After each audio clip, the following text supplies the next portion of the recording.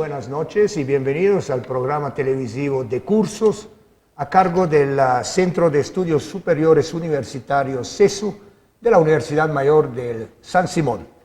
En esta oportunidad me es grato contar con la presencia de Miguel Lamas. Él es analista internacional, colaborador de varias revistas y publicaciones como Ser Correspondencia Internacional, El Socialista de Argentina y la publicación Combate Socialista de Brasil, y también fue parte del programa radial Gente para la Gente en Radio CEPJA. Estimado Miguel, muchísimas gracias por estar en el programa y bienvenido. Muchas gracias.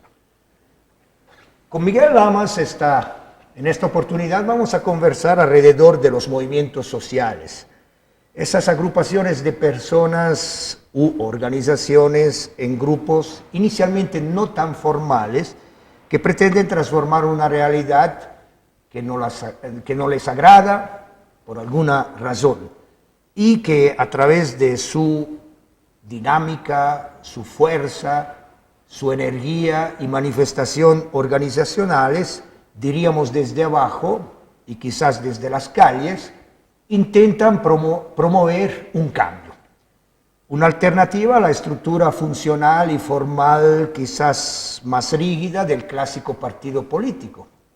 A ver qué vamos a descubrir alrededor de los movimientos sociales.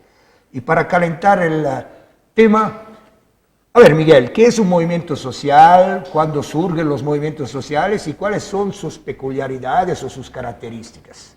Claro, los movimientos sociales en realidad son muy antiguos. Surge con la sociedad de clases, dividida en clases, que surgió en Medio Oriente hace 5.000 años. Pero bueno, no yéndonos tan lejos, en nuestro continente, en Latinoamérica, hubo ya contra los españoles y contra los portugueses grandes movimientos. El más famoso y nombrado es el de Tupac Katari, Tupac Amaru.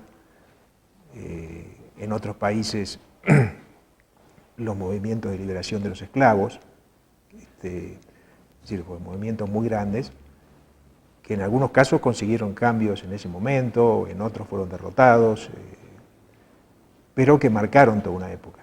Bueno, esto se continuó obviamente en el siglo XX, siglo XIX, en el siglo XX, con los movimientos obreros y también movimientos indígenas.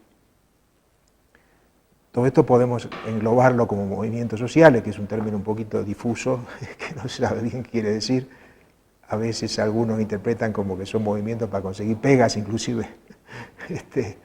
Pero no, evidentemente siempre han buscado, por lo menos en sus orígenes y desde sus bases, un cambio social que solucione o alivie o mejore la situación de los oprimidos, ¿cierto? Esa es la historia, digamos. Desde que hay la humanidad, desde que hay, digamos, estas formas de gobiernos, desde que la humanidad se ha dado formas de gobierno donde algunos asumen la responsabilidad o reciben la responsabilidad de gobernar a otros, siempre hay estos movimientos abajo que surgen desde abajo porque de alguna manera siempre se busca la transformación, siempre se busca algo mejor. Y centralizándonos un poco en América Latina, en Latinoamérica, ¿cuál es la situación de los movimientos sociales en Latinoamérica entonces? Claro, en el pasado más reciente hubo grandes movimientos sociales y vamos a lo más inmediato, a la actualidad, o pasado muy reciente, ha surgido toda una nueva ola, digamos, de movimientos que tienen que ver con la situación de crisis general del capitalismo. Yo personalmente estuve en Ecuador en el 2019, haciendo una nota y hablando con distintos dirigentes, cuando hubo un levantamiento popular en octubre del 2019, indígena, que ocupó la ciudad de Quito, quiso escapar al presidente de entonces, Lenín Moreno, y estuvieron una semana ocupando la ciudad de Quito.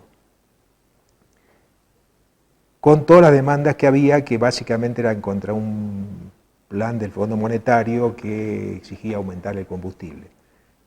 Bueno, ese movimiento obviamente dejó muchas huellas, digamos, en Ecuador, ¿no? En ese mismo año, casi las mismas fechas, hubo un enorme movimiento en Chile. En Chile, enfrentando directamente al Estado que en América Latina ha sido, digamos, más exitoso en implantar un modelo neoliberal clásico, ¿no es cierto? Ya desde Pinochet, ¿no?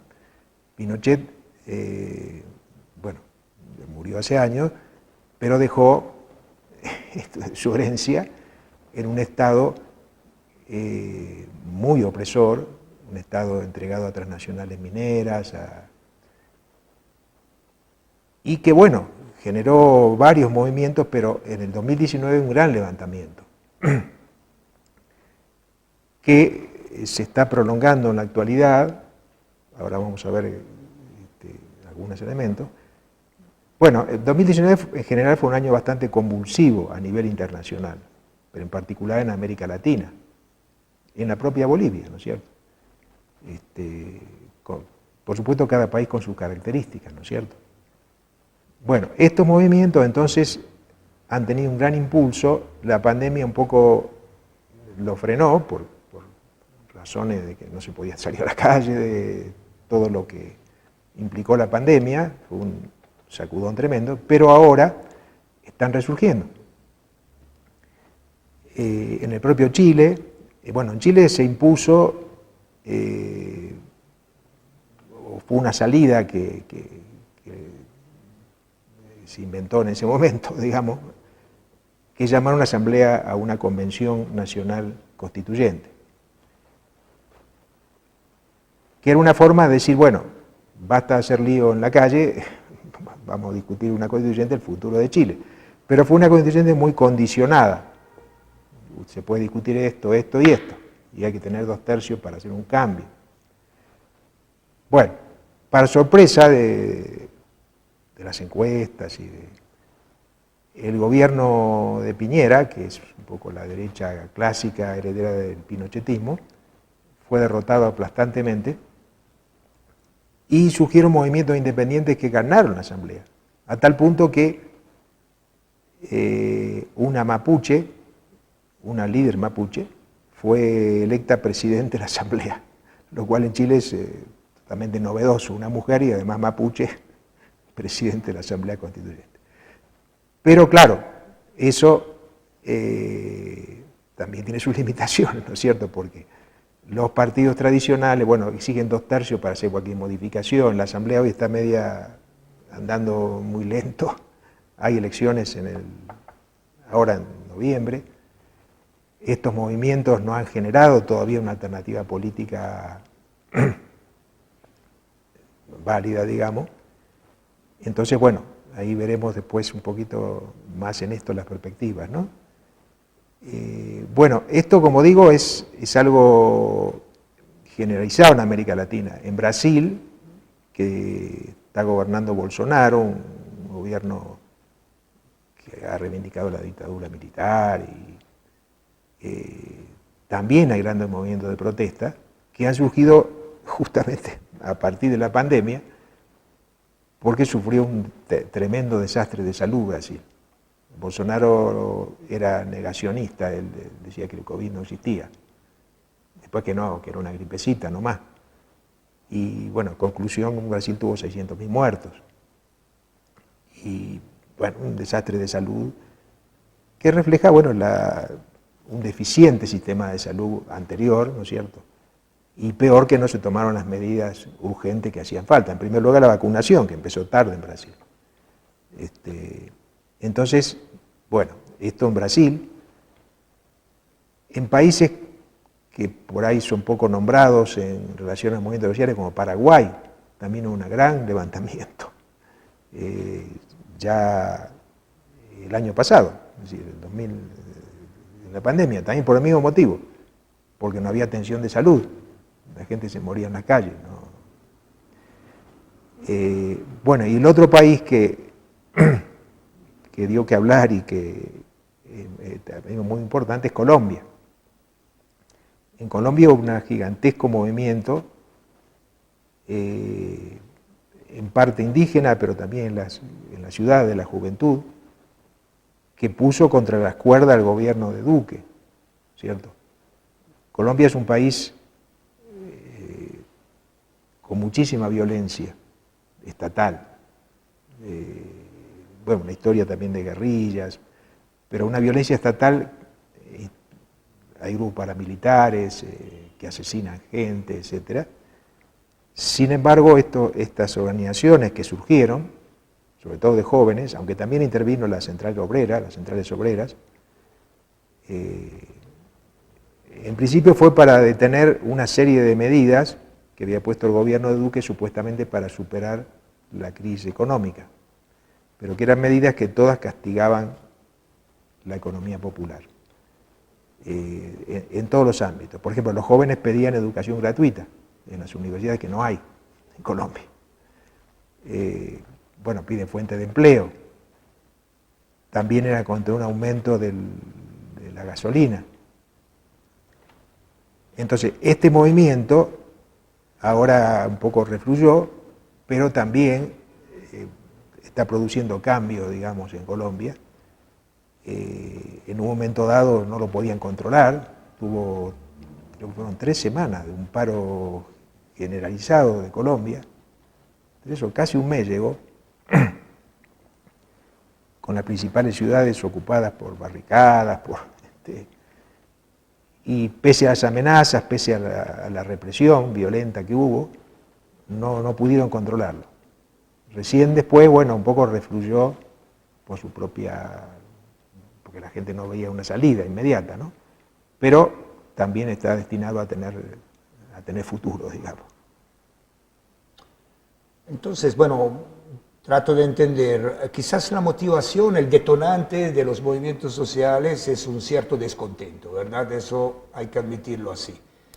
Y en términos, digamos así, de constitución, ¿quién constituye estos movimientos sociales? Es, digamos, bastante amplio, ¿no? Es decir, pueden aparecer, digamos así, participantes involucrados que años anteriores quizás por sus ideologías estaban encontrados. Así es.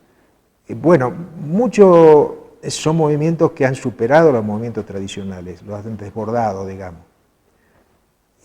Por ejemplo, en el caso de Colombia, como decía, fueron movimientos juveniles, básicamente, y también los indígenas. Un poco confluyeron, sobre todo en la ciudad de Cali, pero también en otros lugares. Y sí, su ideología es, vamos a decir, difusa, heterogénea, evidentemente, pero tienen demandas y saben luchar por eso. Y era gente muy joven en general, uno viendo las fotos. En Ecuador, como dije, eran movimientos básicamente indígenas, pero también con un gran apoyo juvenil. Por ejemplo, yo estuve en esos días en Ecuador, en 2019, los indígenas había enfrentamientos con la policía todo el tiempo, porque estaban ocupando el centro de la ciudad, hasta el punto que se tuvo que ir el presidente, como dije. Entonces se turnaban.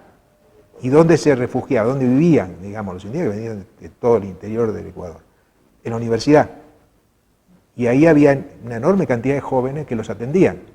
Les hacían comida, había enfermeros que los curaban y médicos que curaban a los heridos. Es decir, había una relación entre la juventud de Quito y estos movimientos, ¿no es cierto? En el caso de Colombia fue parecido, ahora más reciente, digamos, a principios de este año, en mayo de este año. Es decir, son movimientos que, como tú dices, no tuvieron una organización previa, salieron a veces semi-espontáneos. Claro, había organizaciones metidas distintas, de izquierda, de distintas organizaciones. Pero básicamente su composición fue nuevos sectores, ¿cierto? Un poco vírgenes políticamente Y en el caso de Chile, la Central Obrera y todo no jugaron casi ningún papel, digamos, en ese movimiento. Es decir, fueron movimientos que se formaron por ciudad. En el caso de Chile se organizaban con asambleas. Era su organización, digamos, ¿no? Asamblea en todo el país. Y bueno, esa era su forma, y en algunos casos elegían algunos que los representaban como voceros, pero no era una estructura que uno pueda decir, bueno, jerárquica, o era una cosa media... Claro, eso es una virtud en un momento dado y también puede ser una limitación, porque después para darle continuidad cuesta, ¿no? Es decir, pero bueno, así está surgiendo. Y bueno, Miguel, ¿cuál es la evaluación de los llamados gobiernos de izquierda o progresistas que han gobernado varios países latinoamericanos, particularmente a partir del año 2000? Claro, bueno, una de las características de esto es justamente que estos gobiernos han sufrido en general todos una crisis. Y básicamente porque no han... es decir, estos gobiernos surgieron también a caballo de otra gran conmoción social que fue a principios de la primera década del 2000, ¿cierto? Según el país, bueno, Bolivia fue básicamente en el 2003, pero antes empezó en Venezuela, en la misma Argentina. Y claro, han surgido gobiernos sobre esa base, que se dijeron de izquierda o que prometieron hacer los cambios que la gente estaba reclamando, pero que en general no lo hicieron. Es decir, sea porque estaban previamente vinculados a otros sectores del poder dominante, capitalista dominante, o porque después se vincularon, ¿no es cierto? Bueno, cada país ahí, como digo, tiene su propia historia, ¿no? En Bolivia fue una insurrección que tiró a un gobierno, ¿no es cierto? En Argentina pasó parecido, antes, en el 2001. También se cayó un gobierno electo, pero bueno, después surgió o resurgió el peronismo con el kirchnerismo. En el caso de Brasil no fue tan así, fue más electoral, que dio origen al gobierno de Lula, el gobierno del Partido de Trabajadores de Brasil.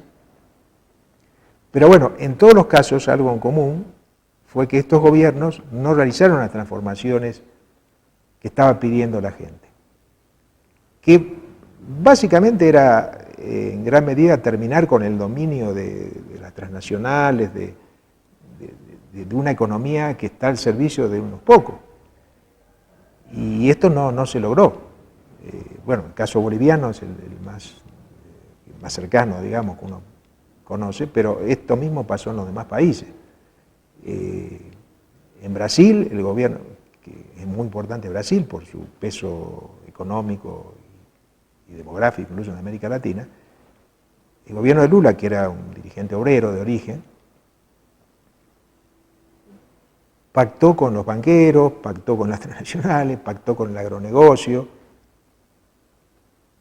y no logró las transformaciones. Es decir, entonces, obviamente surgió otra vez el descontento, bueno, lo aprovechó Bolsonaro para... En Venezuela hay una crisis muy profunda, todos conocemos incluso venezolanos que viven acá, digamos, que se han salido de su país, y también obedece a ello, porque fue también un proceso muy, muy rico el de Venezuela, muy fuerte, donde se derrotó un golpe militar en el 2002, es decir, Chávez subió con mucho apoyo, lamentablemente, bueno, su fallecimiento dio origen al gobierno de Maduro, que algunos dicen que traicionó a Chávez inclusive, pero ya mismo gobierno de Chávez no habían hecho las transformaciones estas que digo. Es decir, en todos los campos, ¿no? En el caso de Venezuela es clave el tema del petróleo, ¿no? Porque el petróleo, aunque había una nacionalización anterior, pero sigue dominado por grandes transnacionales, ahora con el agregado de algunas chinas, porque la nueva realidad latinoamericana es que a este dominio del capitalismo mundial estos gobiernos de izquierda, en algunos casos, la transformación fue incorporar empresas chinas o a veces de Europa, ¿no? Con un discurso contra Estados Unidos, pero que no, tampoco son solución, porque mantienen la misma estructura, lo que se llama a veces el extractivismo, ¿no es cierto?, el extraer las riquezas naturales sin permitir, primero, el cuidado de la naturaleza, y segundo, el cuidado del pueblo, de sus necesidades, ¿no es cierto? Entonces, esto es generalizado. En el caso de Perú, que no lo nombré antes, pero que también tuvo grandes movimientos, por ejemplo, contra las mineras, en defensa de su agricultura. En Perú, los 4 últimos presidentes están presos o procesados por haber hecho acuerdos contra, pues, uno por haberse vendido Odebrecht, la empresa constructora brasileña, y en Perú sí hubo una efervescencia social todos estos años, que era de origen a este gobierno de Castillo, después nos vamos un poco a referir. Es decir, estos gobiernos defraudaron, entonces la gente empieza a buscar otro tipo de alternativa, veremos, todavía no está claro tampoco qué cosa. Algunos dicen que van a volver estos mismos gobiernos, como es el caso de Bolivia. Sin embargo, sigue la crisis. Bueno, no hablemos de Venezuela. En Nicaragua, igual, Nicaragua es una dictadura abierta, ha prohibido la oposición, y es un gobierno que viene de la revolución sandinista. Ha metido presos a dirigentes de la revolución sandinista, digamos, a sus compañeros, propios compañeros de la revolución sandinista del 79. Entonces, evidentemente, y tampoco ha hecho transformaciones de fondo en Nicaragua, sigue siendo un país pobre, parecido a lo que era.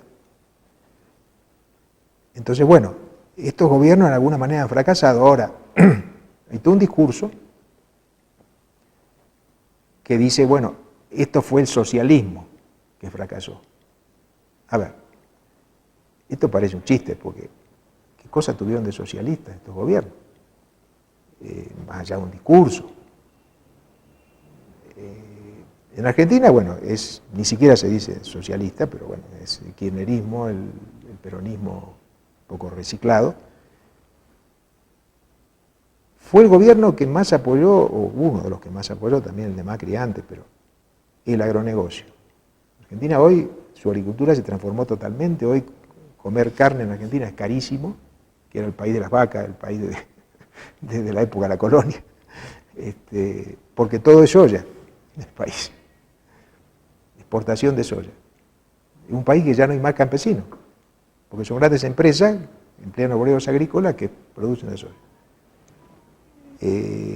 Es un país con una economía ahora sin salida, una deuda externa gigantesca.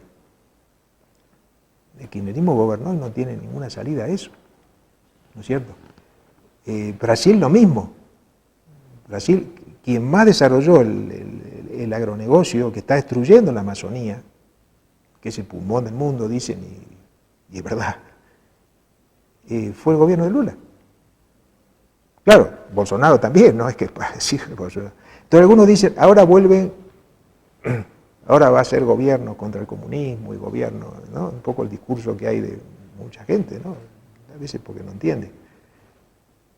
Pero a ver, primero, estos gobiernos no eran socialistas, no tuvieron nada de socialistas, más allá de algún discurso. Uno puede discutir qué fue el socialismo en su momento, etcétera, pero indudablemente el socialismo no es junto con transnacionales, no es junto con el agronegocio. Eso no es socialismo, eso es capitalismo puro y duro. ¿No? Entonces, justamente, ahora hay que discutir cuál es la alternativa para América Latina. Si seguimos así por este camino de decadencia, porque hay decadencia, es decir, uno puede decir, bueno, en algunas cosas hubo progreso, sí, hubo progresos, en algunos rubros, etcétera, pero si uno ve, por ejemplo, eso que mencionaba antes, la destrucción de la naturaleza, que es tremendo en todos los países. Y eso es hambre para el futuro, es desastre climático, cambio climático lo estamos viendo, ¿no? Si uno mira el Tunari ya no hay nieve.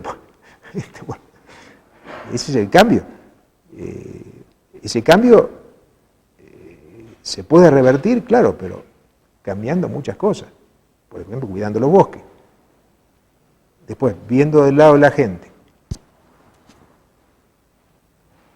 Son países que no han creado una economía próspera para la gente, para la mayoría. Entonces, entonces hay que desmentir ese discurso de socialismo, que no tuvieron nada de socialismo, ¿cierto? En América Latina fue histórica la Revolución Cubana, ahora hay otra situación, pero esa sí hizo transformaciones en su momento, radicales. Se puede discutir, tuvieron bien, tuvieron mal, en qué se equivocaron, pero Cuba tuvo una educación, por ejemplo, de avanzada, una salud de avanzada en América Latina. Hoy ya no es esa situación, lamentablemente. Pero bueno, Cuba es un caso aparte, por esa experiencia. Pero esto es lo que está pasando en América Latina, digamos. Hay una decepción con esos gobiernos y no hay salida. Fíjese, el país más exitoso neoliberal, como decía antes, que es Chile, hoy Piñera está procesado por haberse metido en los negocios esos internacionales, papeles de Panamá. Y bueno, su partido está en el fondo del pozo, repudiado por la gente, y ese era el país más supuestamente exitoso. ¿Eso va a volver? Tampoco creo. Van a ser intentos, claro, pero no veo que sea una salida para América Latina. Entonces seguimos con tierra fértil para los movimientos sociales, diríamos así. Así Miguel, el tiempo ha corrido, hemos terminado nuestro programa, pero quizás queda abierta la posibilidad de retomar esta visión alrededor o este estudio alrededor de los movimientos sociales en un próximo programa. Muchísimas gracias por haber estado. Brevemente, si me permitís, hoy surgen cosas nuevas. En Colombia la candidatura de Francia Márquez, una líder negra, ¿cierto? En Argentina la izquierda fue tercera fuerza. Entonces, algo está diciendo eso, y lo que yo mencioné antes de Chile. Así que bueno, muchas gracias. Muy bien. Estimados televidentes, el día de hoy estuvimos con Miguel Lamas. Conversamos alrededor de lo que son los movimientos sociales. Hay mucho por investigar, hay mucho por hablar alrededor de los movimientos sociales, pero bueno, hemos dado un primer programa y seguramente retomaremos el tema más allá en el tiempo. Esperamos que el programa haya sido de su agrado. Los invitamos a continuar viendo el programa televisivo de cursos a cargo del Centro de Estudios Superiores Universitarios CESU de la Universidad Mayor de San Simón. Hasta una próxima oportunidad. Muy buenas noches.